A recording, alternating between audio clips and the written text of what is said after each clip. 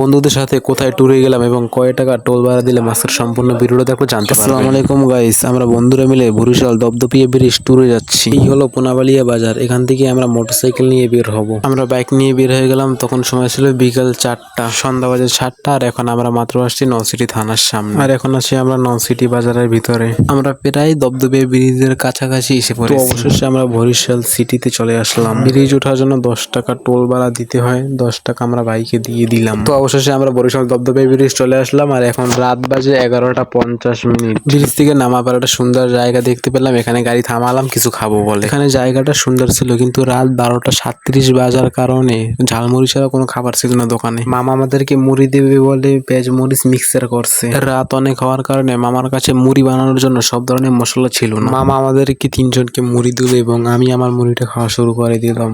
খুবই মজা ছিল মুড়িটা। সব ধরনের মশলা দিতে পারলে হয়তো মুড়িটা আরো মজা হতো। শেষে দোকান থেকে বের হয়ে গেলাম। রাত 1টা বাজে 5 মিনিট বাকি, তখন আমরা বরিশাল বিশ্ববিদ্যালয়ের সামনে। রাত 1টা 9 বাজে, তখন আমরা রূপতলী পেট্রোল পাম্প। আজকে ভিডিওটা এই পর্যন্তই শেষ, দেখা হচ্ছে পরবর্তী ভিডিওতে। সবাই ভালো থাকবেন, আল্লাহ হাফেজ।